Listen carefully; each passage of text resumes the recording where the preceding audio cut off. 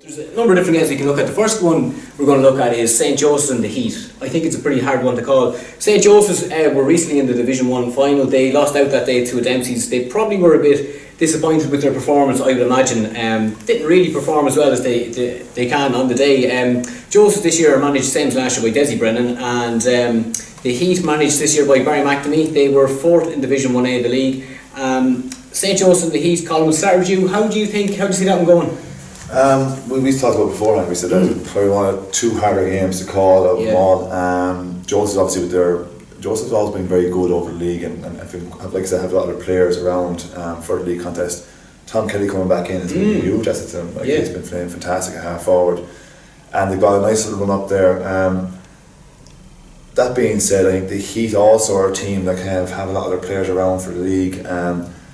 Quite good. Have Evan Keane back this year as well at the moment. He's been playing well from what I've seen in games. He played against us in the league game recently, got by in the Heat and was very, very good. And Brian Ging playing centre forward is a very, very dangerous player, a good link man too.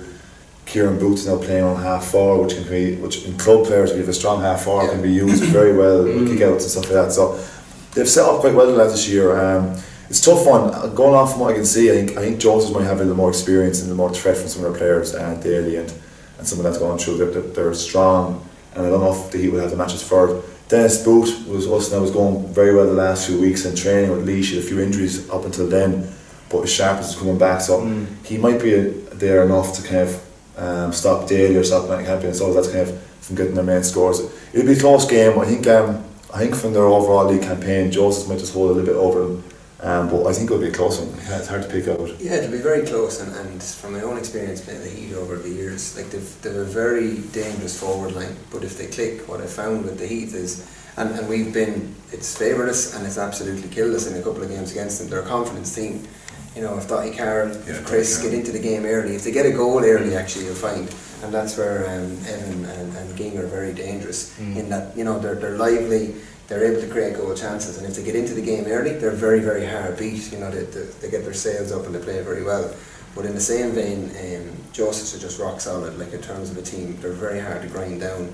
Got a couple of really good young players. Matty Campion, Matty kicks.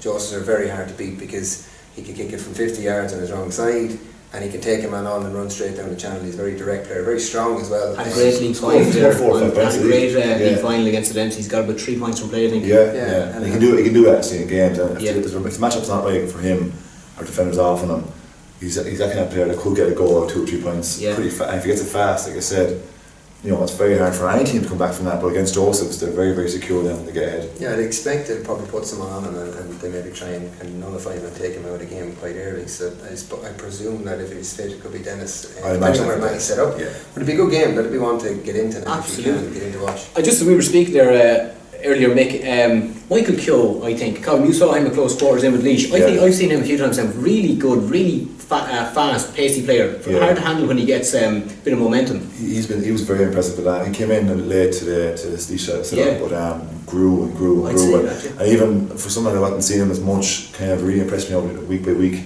Very, very simple runs, constant movement, no whistles and bells. Gets it, wins the ball, takes it, and very fluid with his stroke too. He was very impressive when he came in, and could have been, if in a bit sooner, if we went a bit further, I'd say would have been up there for playing some part in games, but a dangerous forward, and again, if not given the respect with a good man marker, could do a serious amount of damage. And the bit that you'll find, a player like that, you know, a player who's a very strong club player with a lot of potential, who goes into the setup with Leash, especially the one that you guys had this year, and you can see it, and I know Johnny very well from his time with Justin McNulty.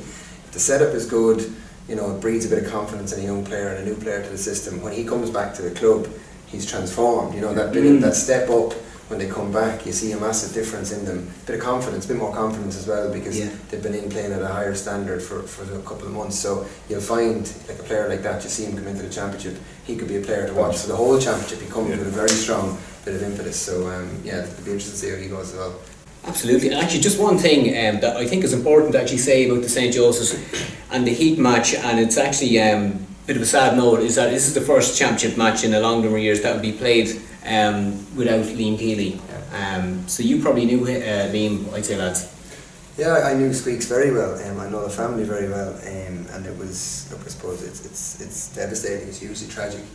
The one thing I will say, I suppose, on a positive note about the way the Joseph's Club react to it is that will really galvanise them, and every one of those players will be going out with absolute, drive for Squeaks, and it's a big year for them in that regard, because if there was ever a club man, Squeaks was a club man, and I suppose, funnily enough, one of my last interactions with him was an argument on the field, but it was over a kick out, and it was a league game in Ballyrome, but he wore his heart on his sleeve.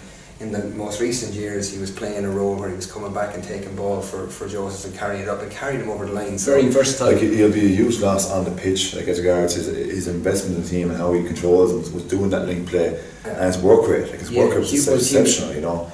Kind of compared to like Freaky Murphy, Bradley, like, he just constantly ran and was a clever footballer. So on the pitch, it'd be a huge loss, but MJ makes a very good valid point that the way the Josephs reacted to it, the way they galvanised the whole club came together. It could help them obviously on the pitch, try and do it for him in some way and carry it along. Now that won't bring the whole way, but I think the way we're going to react will be very, very positive in that, trying to promote him and trying to do it for him. So but a devastating loss to the family, to the club, and to Laois. Probably one of the places I interacted with Squeaks a good bit was at a county panel stage or a county level stage with him. And he was just a great character, he's a huge loss to the county in general, so very unfortunate for everybody there, but I suppose again, just a big man for Joseph's, and I'd love to see from that point of view Joe's push on heavily this year. Yeah, absolutely. And I suppose when the ball is thrown in for the St. Joseph's in the Heath match, we'll all be thinking of Squeaks and his family. So I suppose, Colin, first I'm going to have to put you on the spot. Joseph's in the Heath, what is your prediction? Joseph's, I think, will win it by 2 or 3 points. 2 or 3, what do you think, Mick? Yeah, I'd be in the same boat. I'd say it could be closer, I'd say it could be a point or two, but I think Joseph's might just pip that one.